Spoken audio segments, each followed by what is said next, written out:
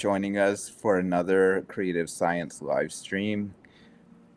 This is number 5, and it's also our 1-year anniversary. So this is a really exciting time for us. Super excited to be speaking with Gretta and Liz. If you guys appreciate the work we do, don't forget to subscribe to our channel, give us a like, follow us on LinkedIn, and we are also now accepting donations. I'll drop a link in the comments for that. Cool. Thank you, Luke. I want to introduce myself as well. I am the deputy editor for creativescience.io. I've been here for 10 months. So I'm about to hit my 1-year anniversary as well. So we might have to do a party or something for that. But it's been a fun experience over the last 10 months working with Luke, meeting people in the space. And with that, we'll move on to introductions. Yeah. Gretta, would you like to tell everyone a little bit about yourself? Sure. First of all, thank you so much for inviting me to join this live stream. I'm really excited. My name is Gretta Benitez, and I work for Robert Half in the tech recruiting and staffing space in Chicago. I've been doing this for about 10 years now, and I've seen quite a bit of ups and downs in my tenure, and I'm happy to share some of the experiences that I've had and share a little bit about what's been working to get people jobs. Great. And Liz, would you like to introduce yourself? Yes, thank you so much for the invitation. I'm happy to be here alongside Gretta. So I'm Liz Herrera, and I'm the Director of Career Development within the College of Liberal Arts and Sciences at the University of Illinois at Chicago. And I've been at UIC for 19 years, so I've been doing a lot of career coaching, career advising.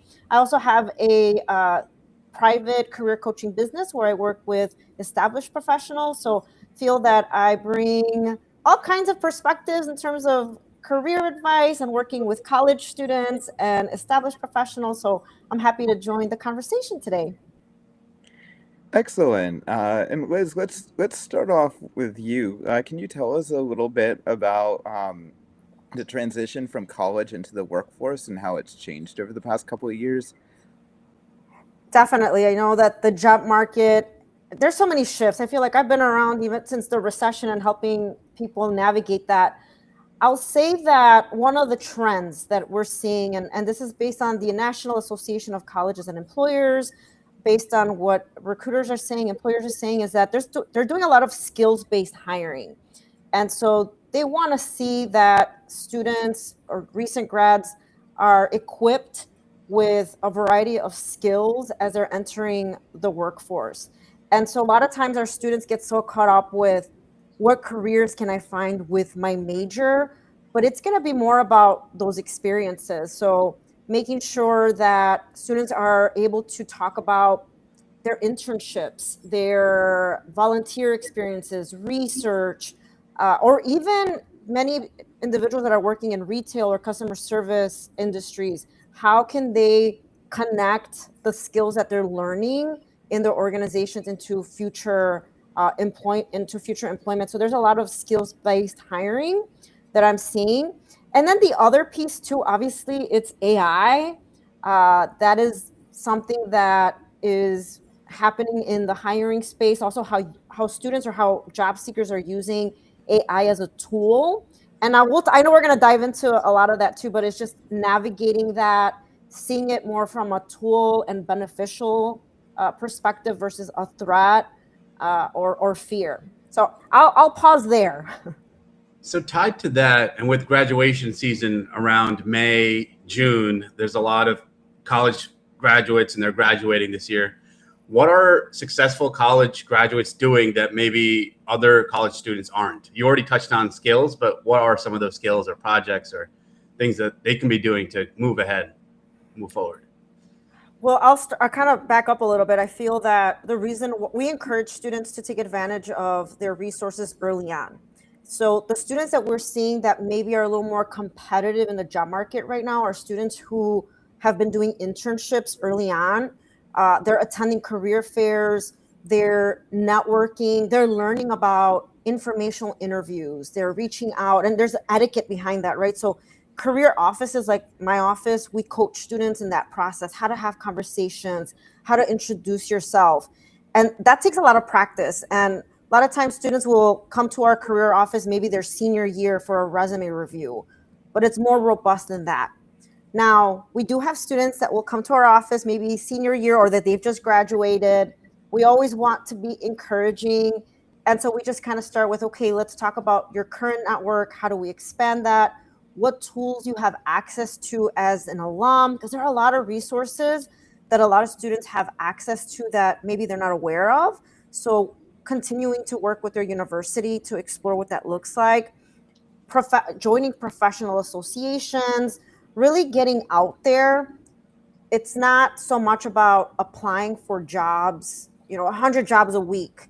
You have to be more intentional than that. It's talking to people, connecting with faculty, former advisors. So building on your social network is going to be a huge component. And I feel that those are the students that have been the most successful.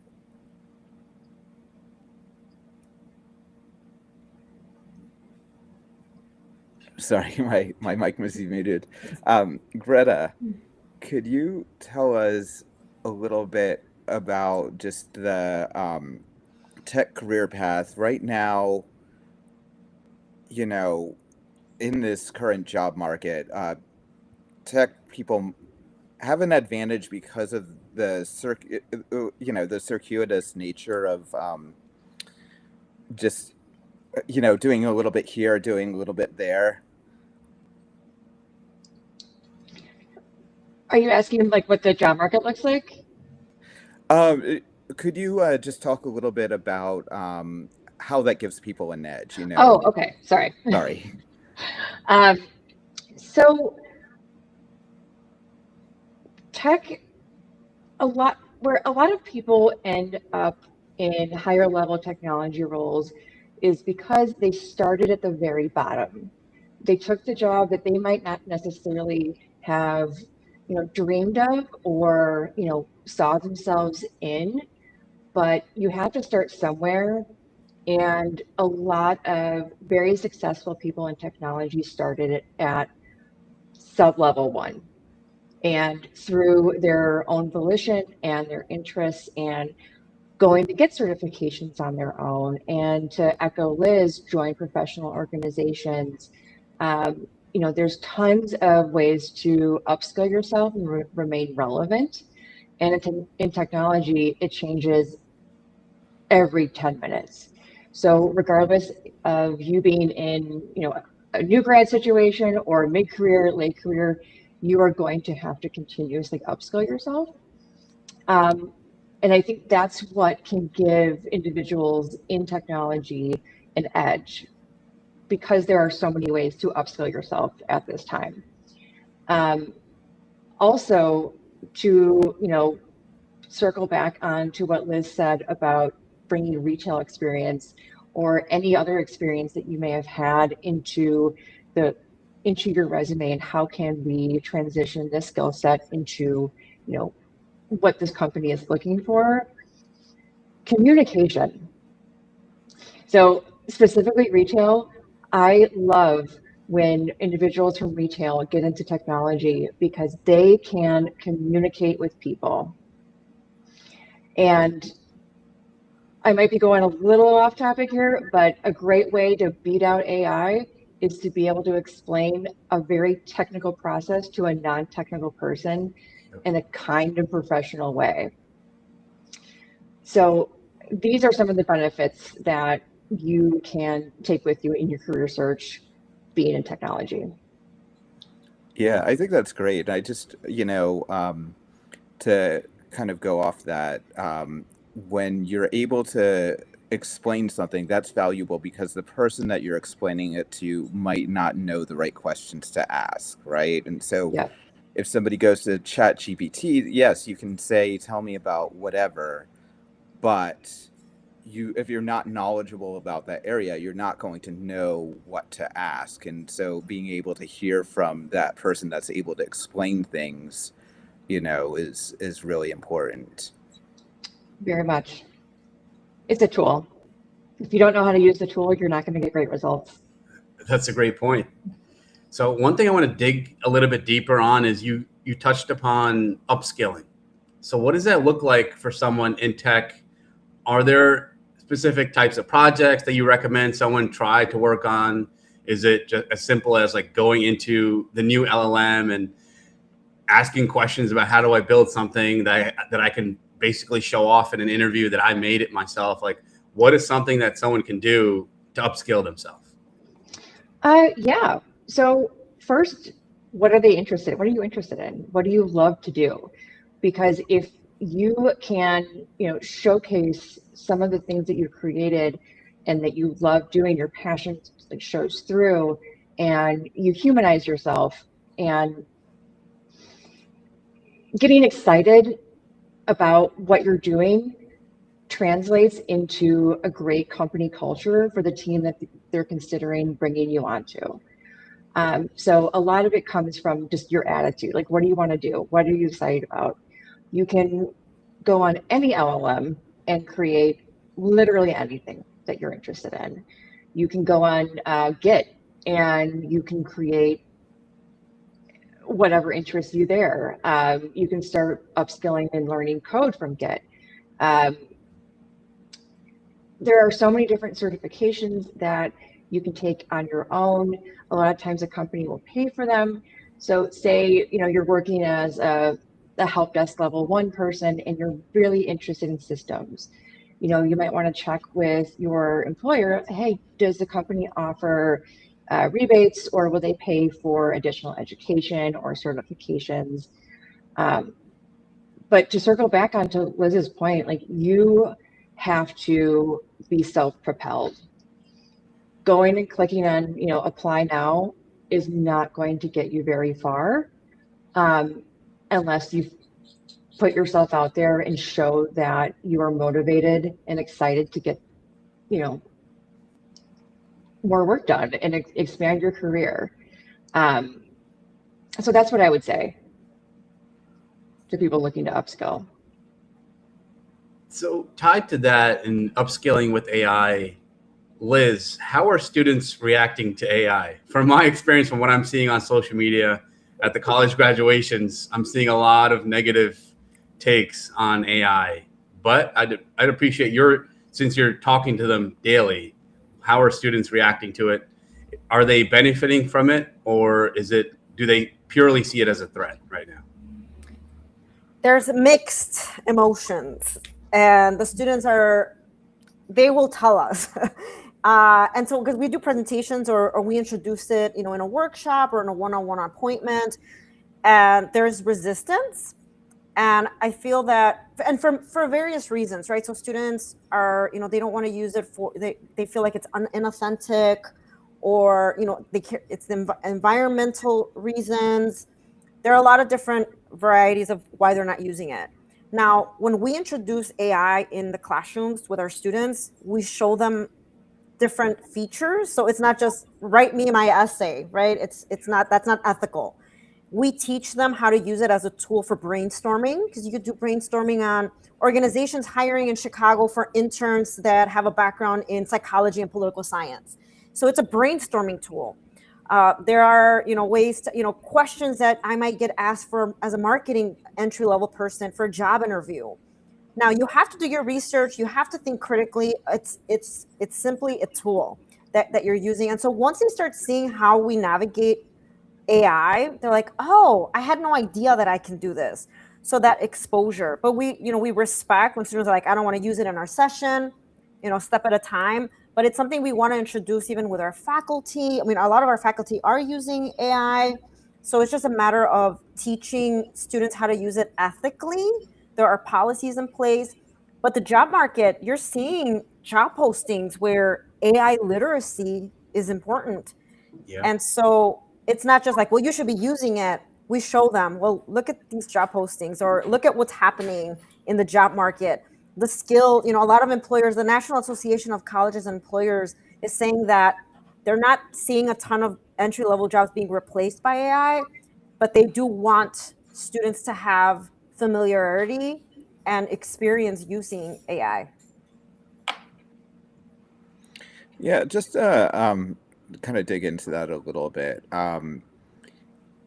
How are colleges handling that? You know, I mean, obviously everybody knows, yes, you can go into an LLM and type a prompt and get a response. I mean, that's pretty basic, but like, how are more advanced skills being taught? You know, how are students guided to like ask the right questions to make it useful for their job scenarios?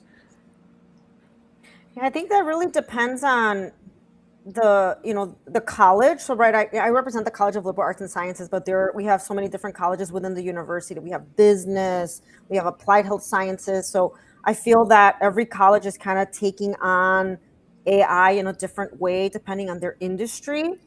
Now I can only speak to like our career office, and this has taken some time. We've been using AI for the past 2 years. We've been doing a lot of training for academic advisors, connecting with other career offices. We are decentralized, so our different colleges have different career offices.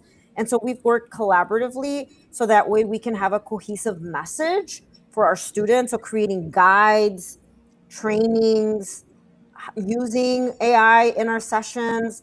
But I feel that every area and department is doing their own kind of way of implementation, but I think we have a long way to go. Yeah, no, that makes sense. And I also wanted to ask you about how just shifts you're seeing in what career path students are seeing. Career path, like in general, or like what Yeah, students are like I asking mean, us. are is there a difference in what majors students are gravitating towards now versus, you know, a few years ago? That's an excellent question. So, I mean, I've worked in central career offices. I've worked in so many disciplines, but because I work with liberal arts and sciences students, there's a wide range. So we have a lot of students interested in like criminology, law, and justice. A lot of students interested in majors that are going to lead into a career in healthcare. So in our college, I want to say over 50% of our students are actually have some type of health related goal. They want to go into law. But one of the things that I am seeing a lot, and I don't know, Greta, maybe you're seeing this as well, but entrepreneurship. Our students want to start their own business. They want to go into consulting. They want to be their own boss. That's one of the things that I'm really seeing with a lot of students, regardless of their discipline. They want to start their own business.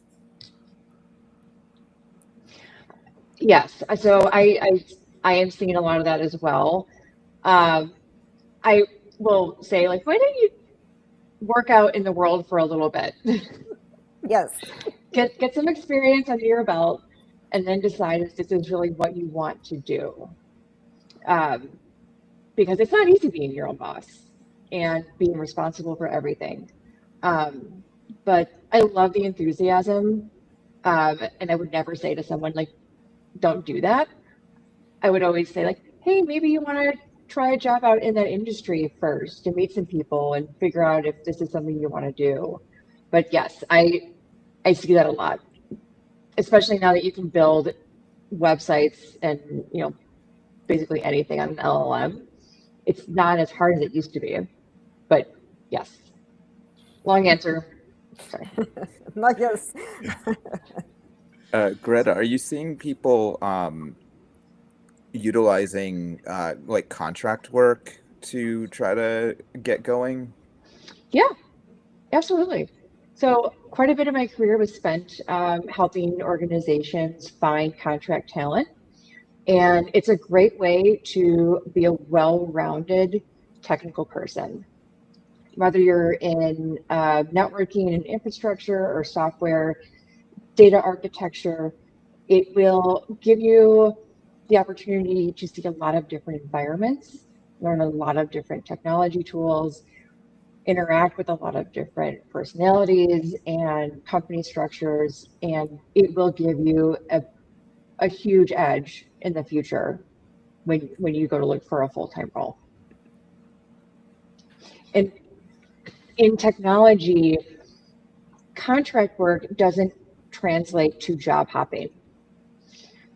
Many people are contractors, they've been career contractors, got their start, ended their career with contracting. So it's not an odd thing to see on a resume that you've had multiple jobs. In fact, sometimes it can be a negative to have stayed at a company for a long time, because other organizations might say, like, well, can you exist in a completely different type of environment? You know, so do not be afraid of having multiple roles on your resume. That definitely makes sense. And one thing I'd like to touch on a little bit more is I've also been spending a lot more time on LinkedIn for the last 10 months. I've been seeing a lot of posts about Gen Z and their personality types. Liz, and I guess Greta as well, do you hear anything from employers in terms of the Gen Z personality type, and is that being reflected as well when it comes to the employer side versus like what we're seeing publicly? That's an excellent question. Might be a tough question. That's a loaded question. It really is. I don't like to generalize, but I will say this is, and I will share this based on what my students are telling me and also what I'm hearing from employers. Okay. So our students, I teach a career course, and obviously I try to have them do a lot of interaction. And some of the feedback that students will provide, they'll say, you know, I don't just talk to people. Like it's not something that I was taught. Or how do you start a conversation? Networking, they would hear the word networking. It's like, it's transactional, it's meaningless. So it's like that reframing of having a conversation with someone, or just how to start a conversation. So those are some of the concerns that students have shared with me, with my team. It's just a matter of building connections. And from the employer side, I've heard things like, well, you know, students are struggling a little bit, even just to kind of introduce themselves, or approaching us at a career fair, talking about, you know, themselves. And that has been some of the feedback. And again, I don't want to generalize, because we do have students that are go-getters, that they're not afraid to pick up the phone. Yes, pick up the phone, or approach people, have a conversation. But the trend has been more about just talking to someone, like a human, you know, a human connection. I feel like it's kind of gotten lost over the years. That's really interesting, because Greta touched upon retail experience and how much that can really help in terms of communication, right? And how valuable that really is. Not to steal your thunder, Greta, but would that be what you would say to that question? Just yes, people, right? That would be what I would say to that question. I don't like to generalize about certain generations. We all have our problems, but I think a lot of it just has to do with life experience. Once they get out into the working world and they're forced to communicate, they will learn to communicate. They will learn to speak to a stranger because they have to. And it doesn't always have to be a huge deal, as long as when you try to communicate, or you try to introduce yourself or strike up a conversation, you are genuinely interested in what the other person has to say. It will make connections a lot easier, and it won't be transactional. Networking is not transactional when you actually care about what the other person is saying, and in turn that person should care about what you're saying as well. Yeah, I think too, like, you know, every generation, when they come into the workforce, they have questions about why things are the way they are, and they usually are valid questions. You know, we just sort of assume that work should be done a certain way because it's always been done that way. But you know, I think, like, you know, just having an open mind, hearing where they're coming from, I think that's an important component as well. Definitely. I feel like I've learned a lot from my students. You know, I will say it, I'm Gen X. And so for us, it's like, you got to work the extra hours. You got to go above and beyond. I think a lot of that stuff is still, you have to do your due diligence and put your time in. However, I have staff that are Gen Z, and I learn about balance and, doing meaningful work. So I feel like I've learned from our students and just how they approach their day to day. I think we learn from each other, but I think you're absolutely right. We all have our things that we bring with our generation and our experience, our life experiences that comes into play as well, for sure. And that's also a plug for in-office work. I Yeah. really think new grads in their first role are the ones who go into the office are going to succeed faster than the ones who are remote. So tied to that, I'd really like to dig into hiring locations in terms of, does that matter to you from a recruiting side, from a staffing side? Do you prioritize different locations? Obviously, each industry is different and they have very specialized regions within the country and globally. But do you think hiring locations matter in a new remote working type of role? You already touched upon going into the office, but what's your thoughts on that? So there have been a large number of companies that have implemented RTO, return to office, particularly like financial institutions. I would say to that, depending on what this individual would want to do in technology, there isn't a company that exists in the world that doesn't use technology.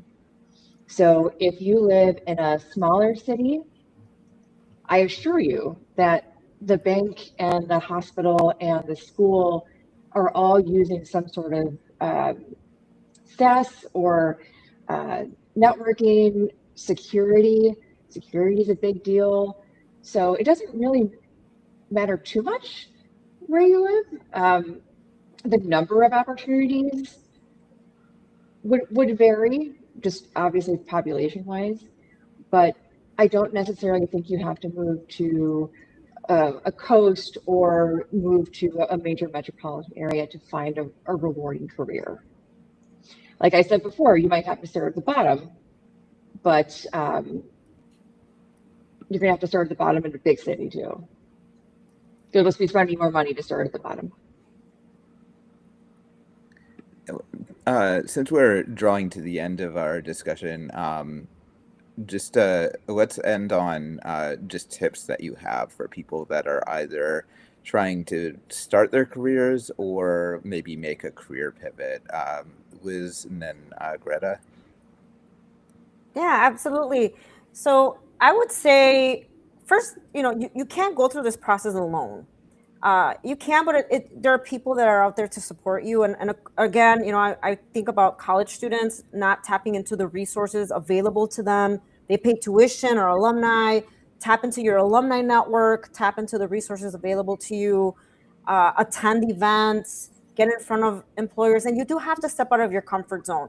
As an introvert, it's hard for me to come and start conversations, but I know that it's important and you have to do it and you can do it. And so stepping outside of your comfort zone, talking to people, conducting informational interviews, that's such a great way to learn about an organization, the culture of an organization. Does it align with your personal values and mission? Maybe that's where you learn about what kind of skills employers are looking for, and you can go get your certification or additional training. I always say that being a professional, it's lifelong learning. You constantly have to be growing, evolving. Even though when new technologies are introduced and they can be scary, that's how you stay competitive and current. And so keeping an open mind, staying curious, and trying things is really what I typically encourage my students, and also people that are willing or ready to make a career pivot. I think my advice would be work with somebody to write your resume. It's very hard to write your own resume, and other people can see you much clearer than you can see yourself, and they can help you draw out your good points, your bad points, and help you write the story of your experience and the story that they will write when they find a job. Ask someone for help. Great. I want to thank you both so much for joining us. I think this has been a great conversation. Thank you for having me. Thank you. And Such a great conversation. Yeah. I could Thank talk you, about this all day. I know, me too. yeah, I know, right? I could too. And thank you, everyone who's joining us either live or in our replay.